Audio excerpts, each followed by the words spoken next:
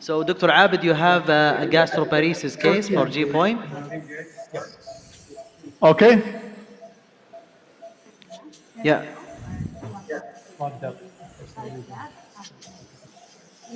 Yeah, so we can see you and hear you, Dr. Abid. Dr. Okay. Haddad. Yeah. So this is the patient was referred for GPOEM. She's was confirmed to have gastroparesis. So she tried the medical treatment for almost 3 years and think she's failed to have any improvement in her symptoms. So patient referred for GPOEM. So for the sake of time, because we started the procedure, me and my colleague, Dr. Muhammad Alhaddad. Yeah, can you just talk to us through it? Just if you can come out from the tunnel and show us from where you start the incision. Sure. So again, so with my colleague, Dr. Muhammad Alhaddad, he's an expert in the third space endoscopy, and also the procedure usually need steps and principle, and usually GPOEM is almost similar to the EPOEM.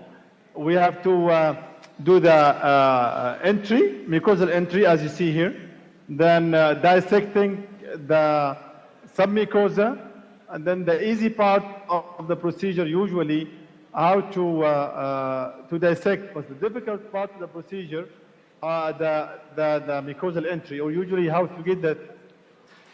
Then you have to be almost 5 centimeters away from the pyloric ring. As you see, this patient almost start to be open. Before there was clearly resistance. You can have resistance in the pyloric area. So we start the entry, then dissecting the submucosa, and we have some bleeding here. So now we have to control the bleeding and to see from where is the bleeding. The difficult part of the GPOEM compared to EPOEM, usually the bleeding. As you see, the stomach is very vascular, so you have to control the bleeding first, then before you proceed. Abid, as you see, there is a bleeding in this area, and you have to make sure it's arterial, and then you have to control it. So how to control it? We have a lot of modality, either by the needle or we have the co-grasper. Yes, Dr. Abid, if I may ask you, which machine are you using endoscopy-wise? So we are using the Fuji 7000 series, and the laparoscope is a 2.8 EG 760. So we are using the Bio 3 from Allehibi. So I preferred the sure about where is the bleeding, and you have to control it. Without controlling the bleeding, it's very difficult to proceed. So we can see it's a pulsatile bleeding down deep. Yes. Yes. So we've encountered this for the last about 5 to 10 minutes, trying to get ahead of this. What looks like, I agree with you,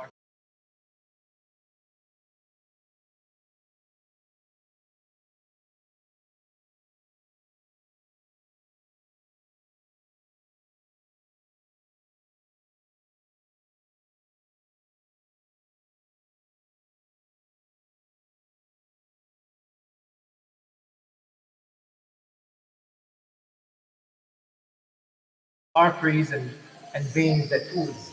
So I think that makes it a little bit more complicated, especially if they've had prior dilations or Botox that makes the submucosal space more fibrotic. In this specific case, we also wanted to decompress the abdomen due to some what looks like pneumoperitoneum. So again, you have to be prepared to handle all these situations. In this case, mainly bleeding and pneumoperitoneum. As we get close to the duodenal side of the pylorus, also be mindful of mucosal injuries. Those can be quite disruptive. You want to make sure that you gently dissect and don't cause any significant thermal injury to the duodenal mucosa. Looks like Dr. Abid, you've gotten that breather. Yes, I agree. Down. Again, it was from the muscles, so the most likely muscular bleeder. So it can be controlled with the pressure or some of coagulations as effect. But you have to have the less pressure inside the tunnel. So once you go advanced there, With injection, sometimes it gives you a clean plane to dissect. As you see, I'm controlling the needle, but most of the time, better to control the scopes, as you see, right and left. So the needle is fixed, and then I'm controlling my scope to have the procedure very fast for the dissection. And then, as Dr. Muhammad said, the most important, you have to make sure you're reaching the pyloric ring, and then you have to be careful of damaging the duodenal mucosa. So we have to go out to check, and then to see the blue mark from outside. So now I'm trying to inject more and more to have some of the signs from below, and I will go out also to assess my tunnel. Yeah, so it's important to keep going back and forth to make sure your tunnel is not veering to the right or the left and stay straight to get to the pylorus. That's one difference between esophageal and gastric poems. Esophageal poems, you almost always end up with, at the lower esophageal sphincter, whether you go in a twisted or straight tunnel. In the stomach, it's a different story. You have to intentionally keep checking for the direction of your tunnel. So now we're decompressing, taking a look. Let's check that mucosal side, Dr. Abed, and see if we have. This is our incision. We must be very close to the pylorus. We're within probably 1 centimeter, I would say. So we're reaching this area. Yeah, so, we are in this area right there. Yep, exactly. Yeah. So far, no mucosal injuries, just some blanching, which we usually see naturally in this case. So, Dr. Haddad and Dr. Abed, how many centimeter of myotomy that you need to do for GPOEM? The question was how many centimeters that you need to cut for GPOEM?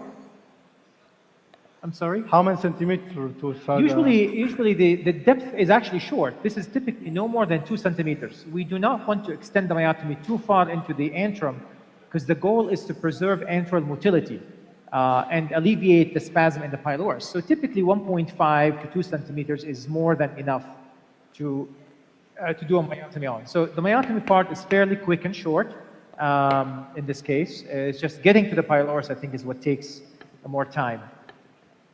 And I know the natural question that should come next is, should we go all the way in full thickness, or should we try to preserve the serosa?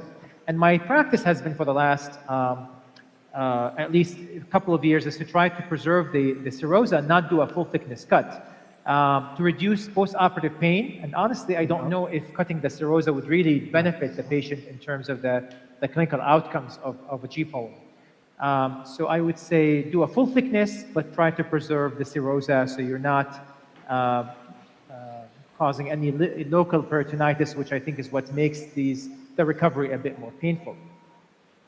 So Dr. Muhammad, if somebody would like to learn to start the third space, do you prefer him to start from GPOEM or EPOEM or ESD or what? Obviously, it depends on what expertise you have already. If you do a lot of luminal and EMR, it might make sense to start with simple ESDs, like gastric, maybe esophageal, rectal.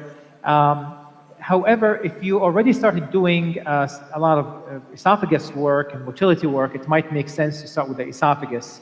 GPOEM technically is easy. So I would say that's something that should be on your immediate horizon if you're learning third space. Only thing, just be mindful of making sure your closure is secure and you don't end up with a leak. I've had a couple of leaks earlier in my GPOEM days. They can cause peritonitis and may require surgery. Luckily, now we can close with clips and we can close with suturing, so we have more tools now to be able to secure our mucosal incision than ever. So, Dr. Haddad, how do you predict the long-term results after the successful GPOEM? Any questions from the audience as we continue to go through the dissection here? Dr. Haddad? Yes. Yeah. Dr. Haddad, how do you predict a long-term result after successful GPOEM without a risk of recurrence? So that's a great question. Unfortunately, we can't. And that's the uncertainty with dealing with gastroparesis in general and doing GPOEM. We see usually at least in our series, which we published on, the best response usually is between 6 and 12 months. However, we do see a decline by the second year in response. So, and if you look at the different papers and publications, you go from maybe 65 to 70% in 1 year down to about 50 or 60% by the third year. So you do lose some of the response. Some of the patients do well initially, then their symptoms slowly come back. Pretty much like everything else, as you know, gastroparesis is multifactorial. It's not just pylorus that causes it. It is definitely more factors, including lack of accommodation of the fundus, poor body motility, and hypermotility. I think, Mohammed, the difference between cervical poem and GPOEM, the cervical poem, they have only pathology and one pathogenesis, so that's why the outcome is more predictable. Yes. Almost 95%. For the GPOEM, the pathology is multifactorial, so you cannot treat only the pyloric stenosis. You have a lot of other factors controlling the symptoms. So not only the recurrence, maybe you are not treating the primary disease from the beginning. I would like to add, we have a paper, oral presentation, this DW next week, on the impact of GPOEM on quality of life. So although these patients tend to have relapse in symptoms, if you look at the overall quality of life compared to pre-GPOEM, they continue to derive benefit from GPOEM. And that includes social, functional, and psychologic patient-reported outcomes that we looked at. So I think overall, in a disease where you don't have nothing else to offer besides medical therapy, it's not an unreasonable thing to discuss with your patients with refractory gastroparesis. Dr. Haddad, would EndoFlip and immediate post-GPOEM transit study would give you a hint that the patient will respond better than other patients? So I believe the question, I'm sorry, the audio on this side is not great. However, I believe the question is about EndoFlip role in predicting response to GPOEM, correct? Yes. We EndoFlip pretty much most of our patients before we do GPOEM on them. We notice a trend that a tight pylorus can predict not only symptoms, but also the tighter the pylorus EndoFlip, the more likely they will benefit from a GPOEM. We've also noted that if you repeat the EndoFlip 6 months after a GPOEM, and you see an improvement in the compliance of the pylorus and the size of the pyloric aperture, or the cross-sectional size of the pylorus, that does tend to correlate with clinical response in GPOEM. So we're also presenting on this DDW in a motility symposium. The problem with, unlike the esophagus EndoFlip, the problem with gastric EndoFlip is that the balloons are not sizable enough to provide a reliable measurement of the pyloric. Is there any point, Mohammed? What's the measurement of the EndoFlip usually? Is there any reference in the pressure and the measurement or the diameter? So we look at three things usually: the diameter, the cross-sectional area, and the distensibility index. Yes. And then you can plot a curve of the pressure and the cross-sectional area, and the slope of that curve basically is the compliance of the pylorus. And we have seen clear evidence that even with balloons that are not designed for the pylorus, you still see a trend towards a more distensible pylorus after GPOEM. However, again, I say that with a kind of with hesitation and a grain of salt, because I don't think that we have we need into the company Medtronic for the last year about trying to develop a specific balloon that caters to the pylorus, because I don't think the esophageal balloons are good enough for the pylorus. They're not sizable enough. But the other option you have, if you don't have access to EndoFlip in your practice, we've seen a very good correlation between Botox injection and response to Botox and response to GPOEM.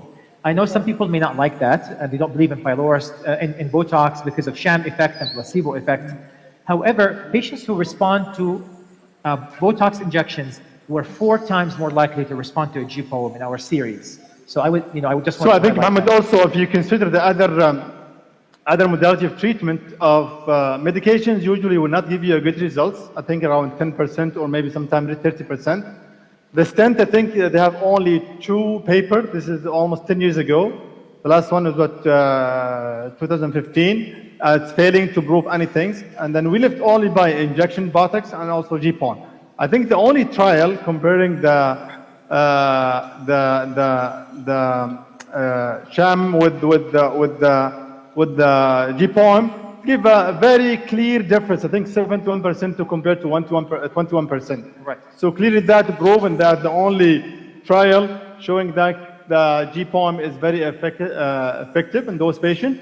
And usually the result is around, I think, is 75% to 72%, okay? Dr. Abed. So you're almost there, Dr. You just Yeah. have a few millimeters, hopefully, to cross over to the pylorus. So this is the blue signs here. So I have to go a little bit right. So to cross the slightly to pylorus, right, yes. and you should be good. Yeah, and then that's it.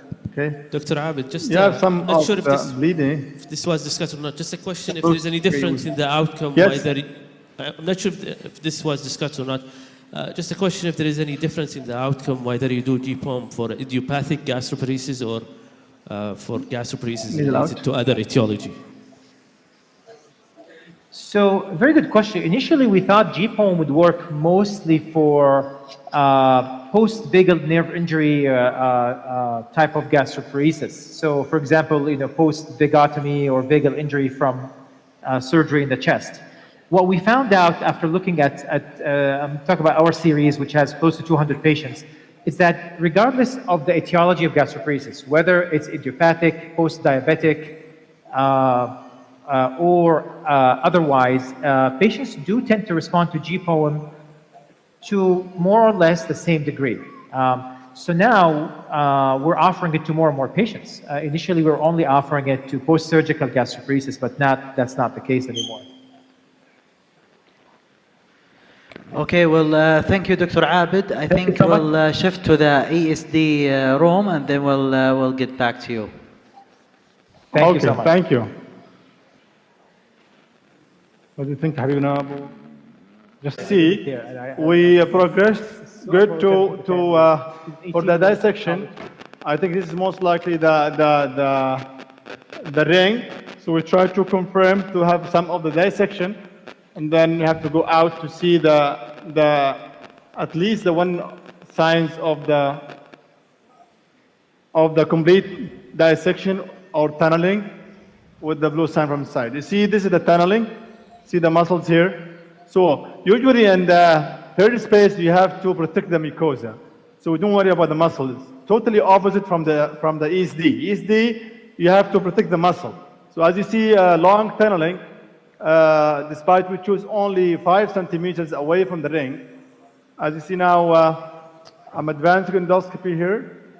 We see the bulge. So at the ring almost. See the blue at the ring almost. Yeah, or maybe this line here. I'm not sure that. I think it's at the ring almost. Definitely Yeah. So Dr. Abed, do we need to see the ring in the submucosa tunnel, or just enough to have the blue tinged methylene blue seen as in the picture? It is a good point. Sometimes easy to see the ring, but some of the cases is very difficult. You will not have a clear circular muscle or round muscle. So seeing the ring is not a good, I think it's around 20% of the cases you can see it. So in this patient, as you see, there is a muscles here.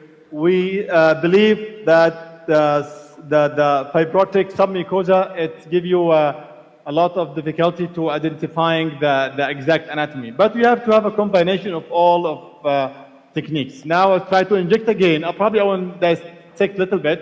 Then I will see if it's completed or not to proceed for myotomy, or maybe this is enough. What do you think, Muhammad and Hassan? I think probably a bit more dissection won't hurt you. Interesting, you have a band coming across, which looks like it's separate from the ring. So I wonder if that's just an aberrant. Sometimes you see these aberrant muscle fibers around the LES, and sometimes you even see them down in the pylorus region where they don't follow the natural anatomy or the contour of the circular muscle.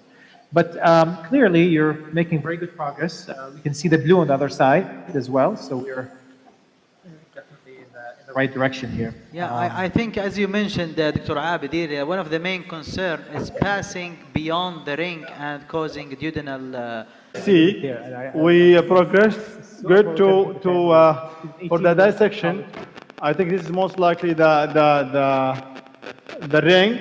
So we try to confirm to have some of the dissection, and then we have to go out to see at least the one signs of the complete dissection or tunneling with the blue sign from the side. You see, this is the tunneling. See the muscles here. So usually in the third space, you have to protect the mucosa. So don't worry about the muscles. Totally opposite from the ESD. ESD, you have to protect the muscle. So as you see, long tunneling, despite we choose only 5 centimeters away from the ring.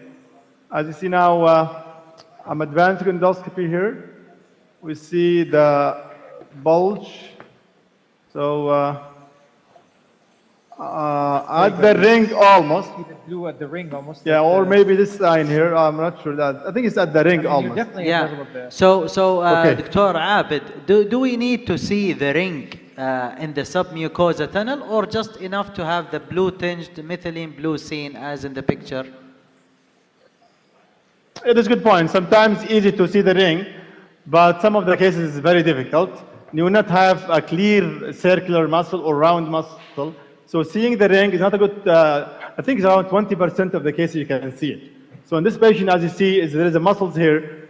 We believe that the fibrotic submucosa, it gives you a lot of difficulty to identifying the exact anatomy. But we have to have a combination of all of techniques. Now I'll try to inject again. I will dissect a little bit. Then I will see if it's completed or not to proceed for myotomy, or maybe this is enough. What do you think, Muhammad and Hassan? I think, probably a bit more dissection won't hurt you.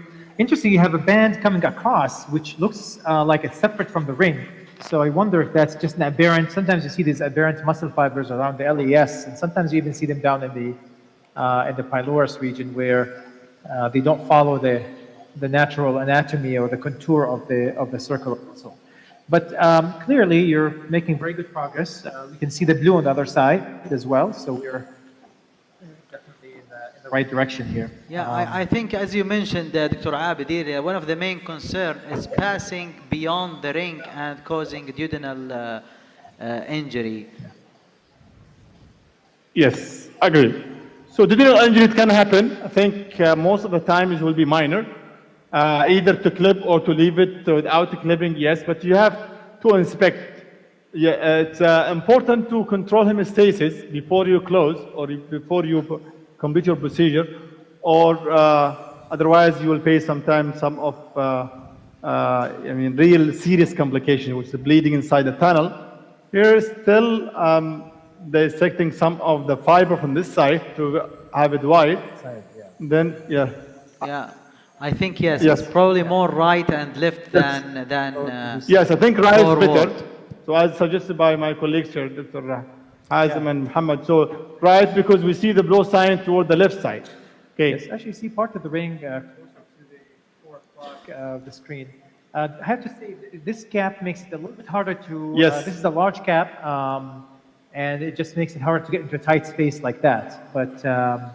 Agreed. So I'm usually preferring the paper, small tapered cap. Yes. Easy to have a small tunnel and small entry, and also for the dissection to make it easy. But this is very big for me. Nice demonstration, Dr. Or Abid. you can dissect the muscle sometimes. You have to have you cut the muscle to have at least release the tension inside the tunnel. Dr. So I have Abid, to do you go hear me? again to push a scope. I think we have a good progress. Yeah, we This can also see muscle here actually probably the need ring. to be dissected. It just highlights the complexity of GPOEM. Again, checking the direction of the tunnel and going back and forth several times is key. Not all the roads lead to the pylorus like it is in the esophagus. So that, I think to the novice, that would be a key point, teaching point, is just to keep checking the direction of the tunnel. Yeah, so Dr. Haddad, we have a question here. Dr. Majid. Nice demonstration, Dr. Abid and Dr. Haddad. Is there a difference in the outcome between the greater curvature versus lesser curvature approach? And any difference in the techniques and any preference for which patient would you choose which approach? Sorry, we're having some difficulty hearing you. So, I is think, there greater any curvature difference and- between approaches like lesser direction of the curvature tongue? and greater curvature approach? Which one has the better outcome? So I can tell you there's no data to support the superiority of one versus the other. However, what I can tell you from my experience is that go with the technique you're most comfortable with and whatever has worked for you in the past. In my practice, I'm now at the stage where I do repeat GPOEMs for patients who had prior GPOEMs 3, 4, 5 years ago. In those cases, if the previous GPOEM was greater curvature, I would go with lesser curve in that case. If you see something like previous fibrosis, ulcer on the lower side of the antrum, you probably want to go with the lesser curve. Also, I'm hearing from colleagues who do a lot of lesser curvature approach. It is faster, more efficient to do that because you drop quickly on the pylorus. Again, there's no data to support that one specific method is better than the other. Yes. Yeah. So as long as you get to the pylorus and you cut it, it doesn't matter from what direction. Yes, I agree with you. So Yes. So now we're again looking at where we are. Looks like we are in the pylorus region. This one. However, in this cap is too large. It's not allowing us to really get too deep. And again, I agree with Dr. Abid. I prefer a taper tip rather than a full size. I think this is a colonoscope distal attachment, if I recall. So it is definitely Dr. Abid, Dr. Haddad. So thank you very much. We'll just shift to another case and then we'll get back to you if you have time. Thank you.